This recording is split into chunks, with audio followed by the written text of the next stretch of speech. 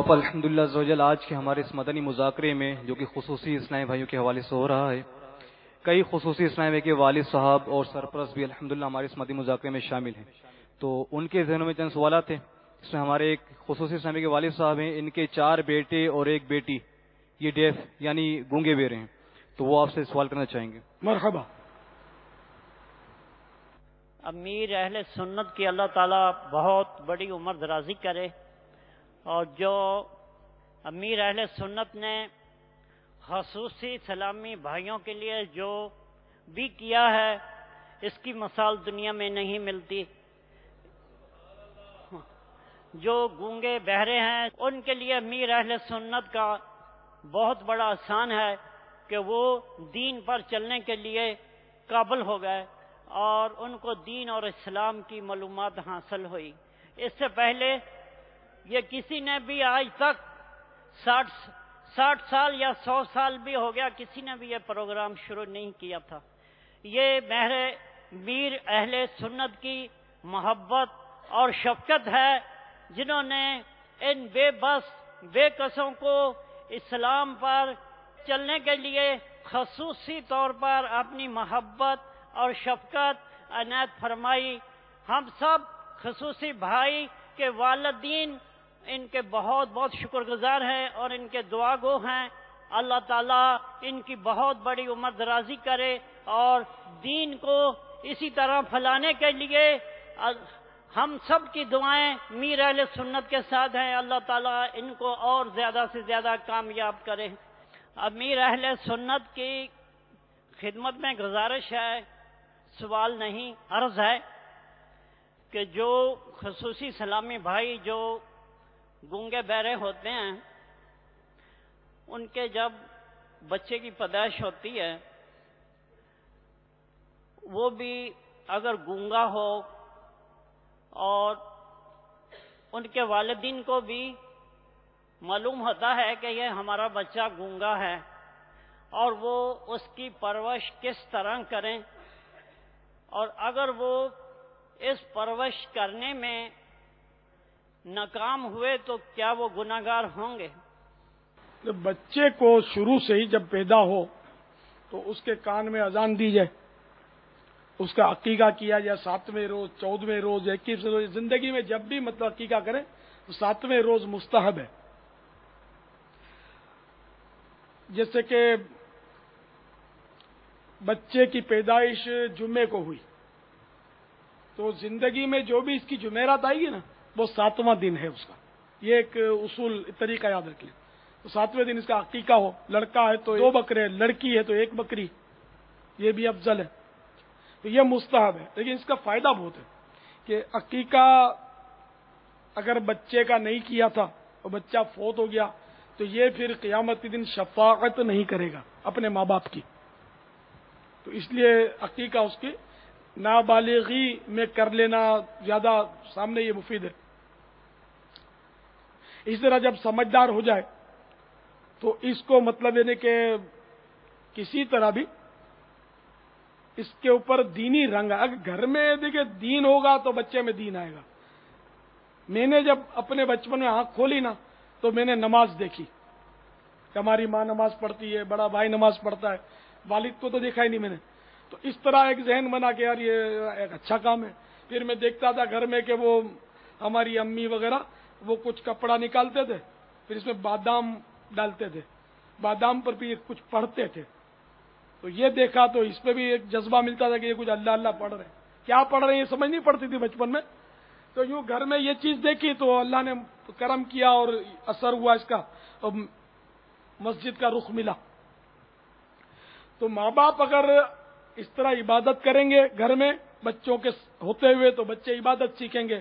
اگر آپ film T V پر فلمیں دیکھیں گے اور آپ بولیں گے بچے کی پرورش کیسے کریں ہم، یہ خصوصی اگر بچہ بھی ہے تو بھی وہ جب فلمیں دیکھے گا، ڈانس دیکھے گا، بھلے وہ سن نہیں پا رہا لیکن وہ دیکھ تو رہا ہے نا، تو پھر ظاہر ہے کہ اسی کی وہ نقالی کرے گا۔ بچے میں تو ایک خاصیت ہوتی ہے نقالی کی، وہ جو بھی کرو، نماز پڑھتے ہیں گھر والے تو بچہ آ کر یوں کر کے اپنے اسٹائل میں کھڑا ہو جاتا ہے، پھر وہ بھاگ جاتا ہے تو پھر آ کے یوں کھڑا ہو جاتا ہے، پھر دیکھتا ہے کہ وہ آپ سجدے میں تو بھاگ کے آئے گا اور وہ بھی لمبا ہو جائے گا.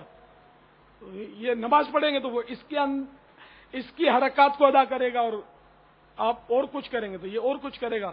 اگر بچے کے ماں باپ اس کے سامنے لڑائی کریں گے تو یہ لڑائی سیکھے گا. ماں باپ اس کو جھوٹے بہلاوے دیں گے تو یہ جھوٹ بولے گا. تو اس لیے بعض چیزیں تو ہیں کہ اس کو سکھانا فرض ہے، یعنی کہ لازمی یہ نہیں سکھائے گا تو گناہ گار ہوگا. وہ ہے اس کو ایمان کی تعلیم دی جائے. مسلمان ہم ہیں یہ اس کو پتہ چلے، ایمانیات کی تعلیم دی جائے. اب وہ تعلیم کس طرح دی جائے اس کے لیے ظاہر ہے کہ آپ بولیں گے ہم کو بھی نہیں ملی ہے تو آپ بھی سیکھیں. مسلمان تو ہے الحمدللہ، لیکن یہ کہ اس کو ایمان اور کفر کا فرق وغیرہ جب اس طرح سمجھدار ہو نا تو اس کو ایمان اور کفر کا فرق بتانا ضروری ہے. اسی طرح جو فرائض ہیں یہ اس کو بتانا پڑے گا، واجبات ہیں تو اس کو بتانے پڑیں گے. فتاوی رضویہ شریف میں ایک فتویٰ نظر سے گزرا جس میں بالغ کے لیے یہ پوچھا گیا کہ بالغ کو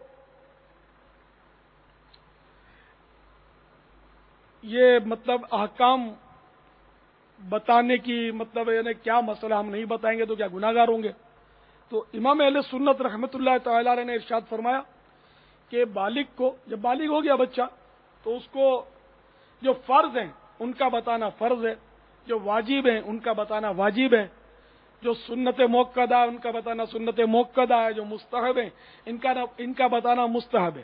پھر آگے یعنی کہ پھر اس کے ساتھ لکھا جبکہ امید ہو کہ یہ مانے گا بھی. تو یہاں تو یہ سمجھ میں آئی کہ بالغ اگر ماننے والا ہے، سیکھنے والا ہے تب تو اس کو سکھائے، لیکن نابالغ کے لیے کیا حکم ہوگا؟ جو فرائض ہیں اور اس کا یہ اب اس پر فرض تو ہوئے نہیں ہیں. ایمانیات سکھانا فرض رہے گا، اس پر نہیں سکھائے گا تو گناہ گار ہوگا. کہ اگر یہ نعوذ باللہ کفر میں جا پڑا تو سمجھدار ہو جائے، کیونکہ سمجھدار نابالغ کا کفر بھی معتبر ہے جس طرح ایمان معتبر ہے. سمجھدار نابالغ کا جو سمجھتا ہے کفر و ایمان کو، تو بچے کو کفر و ایمان یہ سمجھانا پڑے گا. آج کل تو کچھ بھی نہیں پتا، اس کو پیسے گننا سکھاتے ہیں. جیسا تھوڑا سا ہوش میں آیا تو اس کو جو کاروباری ہوتے ہیں کاروبار میں لگا دیتے ہیں، مزدور والے مزدوری میں لگا دیتے ہیں، گوشت والے اس کے ہاتھ میں بغدہ دے دیتے ہیں، مچھیرے اس کے ہاتھ میں وہ جال دے دیتے ہوں گے. ہر ایک مطلب اپنا اپنا بس وہ کھاؤ پیو جان بناؤ، بس اور کچھ سمجھ نہیں آتی کہ کیا کرنا ہے.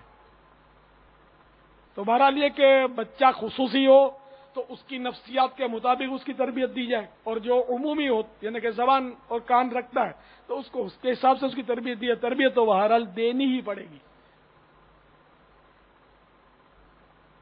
واللہ تعالی اعلم ورسولہ اعلم عز وجل وصلی اللہ تعالی علیہ وآلہ وسلم. صلو علی الحبیب صلی اللہ تعالی علی محمد. ہر وقت تصور میں مدینے کی گلی ہو، ہر وقت تصور میں مدینے کی گلی ہو، یاد محمد کی میرے دل میں بسی ہو، یاد محمد کی میرے دل میں بسی ہو. اے کاش میں بن جاؤں مدینے کا مسافر، اے کاش میں بن جاؤں مدینے کا مسافر. پھر روتی ہوئی طیبہ کو بارات چلی ہو، پھر روتی ہوئی طیبہ